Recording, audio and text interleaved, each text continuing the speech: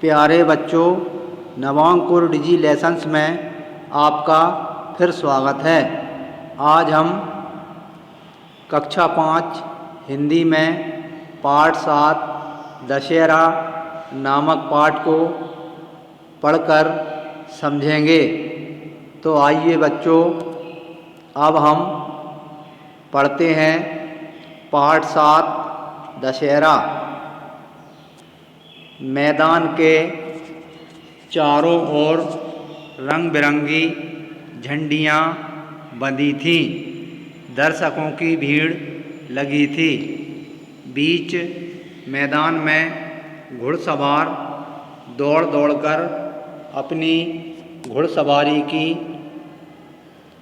कला का प्रदर्शन कर रहे थे। अखाड़ों के ढोल ढमाकों के साथ लड़के करतब दिखा रहे थे। कोई भाले से तो कोई तलवार से वार करने की कला दिखा रहा था। कोई आग के गोले में से निकलकर अपने साहस का प्रदर्शन कर रहा था। मल्लखंभ पर चढ़कर संतुलन और बाजीगरी के करिश्मे दिखाने का काम चल रहा था। सूर्यास्त होने लगा था। धीरे धीरे सब दशहरे के मैदान से उठकर घरों की ओर चल पड़े। रावण, मेघनाद और कुंभकर्ण के पुतलों का दहन हो चुका था। दशहरा देखकर बच्चे बहुत खुश हुए। दीपा, दिनेश और अनुश्री अपने पिता रघुनाथ के साथ चल पड़े। दशहरे के मेले से खरीदे हुए गुब्बारे दीपा के हाथ में,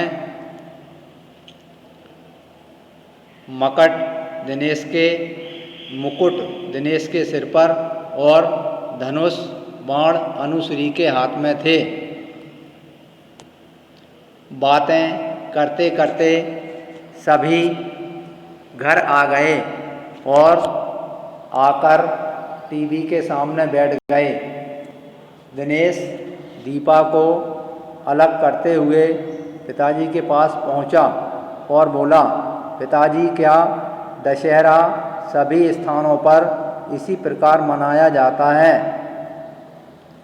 रघुनंदन ने बताया, दशहरा पूरे देश में उत्साह पूर्वक मनाया जाता है। इसे विजयादशमी भी कहते हैं। तभी अनुश्री ने टीवी प्रारंभ कर दिया। टीवी पर विभिन्न स्थानों पर दशहरा मनाए जाने के दृश्य दिखाए जा रहे थे। रघुनंदन बोले, देखो, यह है मैसूर का दशहरा। कर्नाटक प्रांत के मैसूर में दशहरा बड़ी धूमधाम से मनाया जाता है। ये देखो, हाथी पर महाराजा की सवारी कितने ठाठ बाट से निकल रही है। आकाश में रंगीन आतिशबाजी कितनी खूबसूरत लग रही है। पूरा शहर रोशनी की जगमगाहट से नहाया हुआ लग रहा है। सभी बच्चे उत्सुकतावश टीवी के पर्दे की ओर देख रहे थे। तभी दृश्य बदला। गुजरात के दशहरे का दृश्य आया, जिसमें रंग बिरंगे परिधान पहनकर गरबा नृत्य किया जा रहा था। रावण आदि के पुतले भी दिखाई दे रहे थे। अचानक हरे भरे पहाड़ी क्षेत्र को देखकर दीपा ने पूछा, यह कौन सा स्थान है?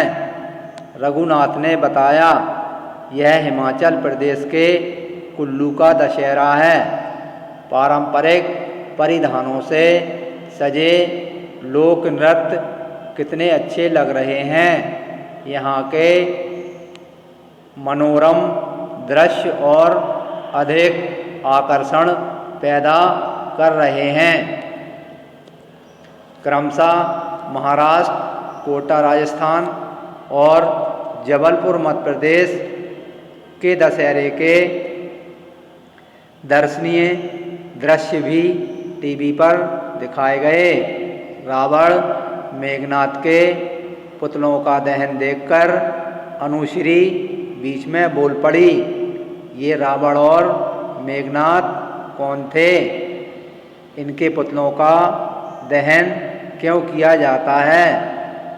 रघुनंदन ने कहा, इन्हीं से जुड़ी है दशहरा मनाए जाने की कथा। सुनो। राजा दशरथ के 4 पुत्रों में ज्येष्ठ पुत्र थे श्री राम। ज्येष्ठ का मतलब होता है बड़ा या बड़े। गुरु वशिष्ठ से शिक्षा दीक्षा प्राप्त करने के बाद उन्होंने मंगल कार्यों और यज्ञों में विघ्न पहुँचाने वाले राक्षसों का वध किया। महर्षि के आश्रम में इस धरती को निशाचरों से मुक्त करने का प्रण श्री राम ने विजयादशमी के दिन ही लिया था और संयोग से जिस दिन घमंडी अत्याचारी रावण का अंत हुआ उस दिन भी विजयादशमी ही थी। दीपा ने उत्सुकतावश पूछा, राम ने रावण को क्यों मारा? रघुनंदन ने अपनी बात को आगे बढ़ाते हुए कहा, पिता की आज्ञा का पालन करते हुए श्री राम, लक्ष्मण और सीता वनवास गए। वनवास में सीता को अकेला पाकर रावण कपटपूर्वक सीता का हरण कर लंका ले गया। रावण एक शक्तिशाली और विद्वान राजा था। उसकी सेना बहुत बड़ी और हथियारों से सुसज्जित थी, किंतु वह अधर्मी और अत्याचारी था।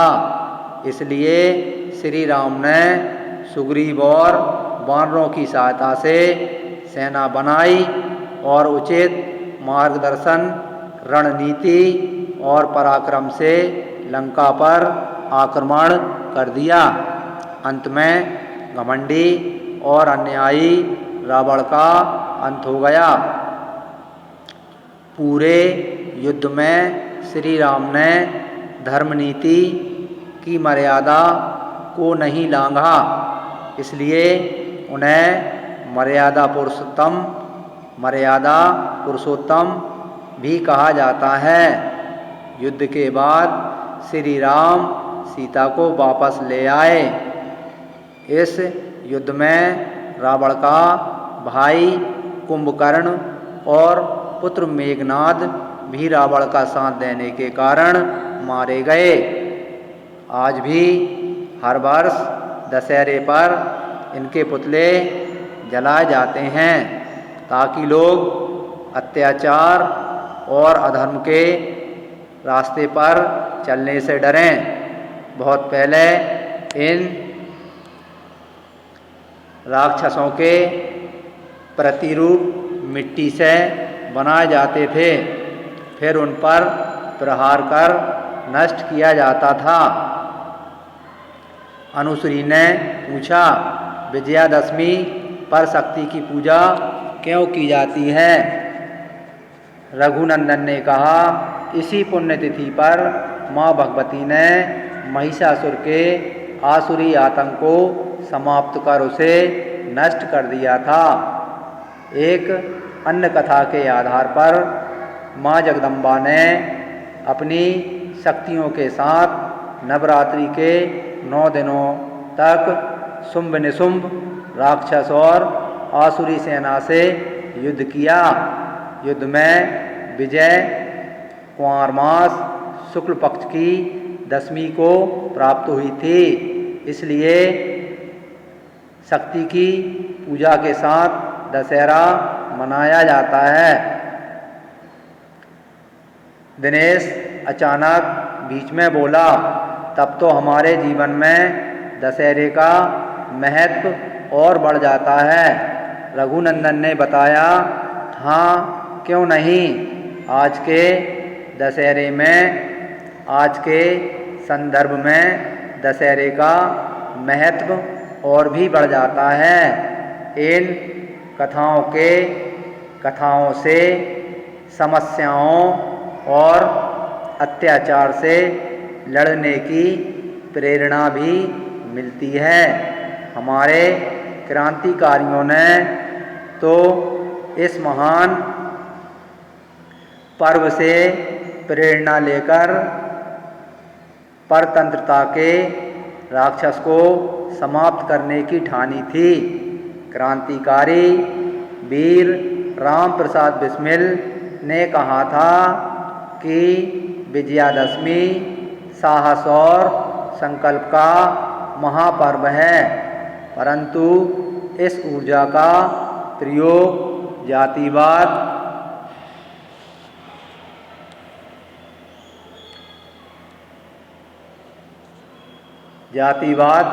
आतंकवादियों और देशद्रोहियों को नष्ट करने में होना चाहिए, ना कि अपनों के प्रति। हमारा सही रूप में विजयादशमी मनाना तभी सार्थक होगा जब हम दुष्प्रवृत्तियों और स्वार्थ के बढ़ते रावण को जला सकेंगे। इतने में माँ भोजन लेकर आ गई थी। सबने मिलकर भोजन किया। नई नई रोचक कथाएं सुनकर सभी प्रसन्न थे। सभी ने दशहरे के मेले से लाए खिलौने माँ को दिखाए। बच्चों, अभी हमने पाठ को पढ़ा और समझा। अब हम इस पाठ के प्रश्नों के उत्तर समझेंगे। पहला प्रश्न है, दशहरे का मेला देखने कौन कौन गए? उत्तर, दशहरे का मेला देखने दीपा, दिनेश और अनुश्री गए थे। अगला प्रश्न है, किन किन स्थानों का दशहरा दर्शनीय होता है? उत्तर, मैसूर हिमाचल प्रदेश, गुजरात, महाराष्ट्र, राजस्थान, जबलपुर आदि स्थानों का दशहरा दर्शनीय होता है। अगला प्रश्न है, श्री राम को मर्यादा पुरुषोत्तम क्यों कहते हैं? उत्तर, पूरे युद्ध में श्री राम ने धर्म और नीति की मर्यादा को नहीं लांघा, अर्थात मर्यादा का उल्लंघन नहीं किया, इसलिए उन्हें मर्यादा पुरुषोत्तम श्री राम कहा जाता है। अगला प्रश्न है, विजयादशमी क्यों मनाई जाती है? उत्तर, श्री राम ने मंगल कार्यों और यज्ञों में विघ्न पहुंचाने वाले राक्षसों का वध किया था। महर्षि के आश्रम में इस धरती को निशाचरों से मुक्त करने का प्रण श्री राम ने विजयादशमी के दिन ही लिया था और इसी दिन घमंडी अत्याचारी रावण का अंत हुआ था, जिसमें श्री राम की विजय हुई थी। इसलिए विजयादशमी मनाई जाती है। अगला प्रश्न है, माँ जगदम्बे ने किन किन राक्षसों का वध किया? उत्तर, माँ जगदम्बे ने शुंभ निशुंभ और महिषासुर जैसे कई राक्षसों का वध किया था। अगला प्रश्न है, मैसूर के दशहरे का वर्णन अपने शब्दों में लिखिए। उत्तर, कर्नाटक प्रांत के मैसूर में दशहरा बड़ी धूमधाम से मनाया जाता है और पूरे शहर को सजाया जाता है। हाथी पर महाराजा की सवारी ठाट बाट से निकाली जाती है। आकाश में रंगीन आतिशबाजी होती है। और पूरा शहर रोशनी से जगमगा जाता है। अगला प्रश्न है, क्रांतिकारी राम प्रसाद बिस्मिल ने दशहरे के महत्व के बारे में क्या कहा है? उत्तर, क्रांतिकारी राम प्रसाद बिस्मिल ने दशहरे के महत्व के बारे में कहा था कि विजयादशमी साहस और संकल्प का महापर्व है, परंतु इस ऊर्जा का प्रयोग जातिवाद, आतंकवादियों और देशद्रोहियों को नष्ट करने में होना चाहिए, ना कि अपनों के प्रति। अगला प्रश्न है, रिक्त स्थानों की पूर्ति कीजिए। पहला है, दशहरे को ही खाली स्थान भी कहते हैं। विजयादशमी, इसमें आएगा विजयादशमी, दशहरे को ही विजयादशमी भी कहते हैं। दूसरा है, गुजरात में रंग बिरंगे परिधान पहनकर गरबा नृत्य होता है, तो इसमें आएगा गरबा। माँ भगवती ने महिषासुर नामक असुर का वध किया था। रावण के पुत्र का नाम मेघनाद था। सीता का हरण लंका के राजा रावण ने किया था, तो इसमें आएगा लंका के। अगला प्रश्न है, निम्नांकित वाक्यों को कोष्टक में दिए निर्देश अनुसार बदलिए। पहला है, दशहरा सभी स्थानों पर इसी प्रकार मनाया जाता है। इसको प्रश्नवाचक वाक्य बनाना है, तो प्रश्नवाचक वाक्य बनाने के लिए वाक्य के आगे हम क्या लगा देंगे? तो इसका उत्तर होगा, क्या दशहरा सभी स्थानों पर इसी प्रकार मनाया जाता है, और अंत में प्रश्नवाचक चिन्ह का निशान लगाएंगे। दूसरा वाक्य है, रावण एक शक्तिशाली और विद्वान राजा था। संदेहवाचक, इस वाक्य को संदेहवाचक वाक्य में बदलना है, तो इसको संदेहवाचक वाक्य में बदलेंगे। शायद रावण एक शक्तिशाली और विद्वान राजा था, और अंत में पूर्ण विराम। अगला है,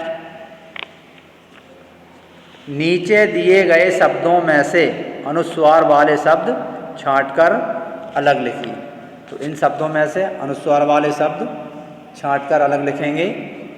तो इसमें आएगा, पहला है संयोग, आतंक और लंका, ये तीनों अनुस्वार वाले शब्द हैं। संयोग, आतंक और लंका। बच्चों, इसी के साथ हमारा पाठ समाप्त होता है, पूरा होता है। मुझे आशा है कि आप सभी घर पर अच्छी तैयारी कर रहे होंगे। तब तक के लिए धन्यवाद।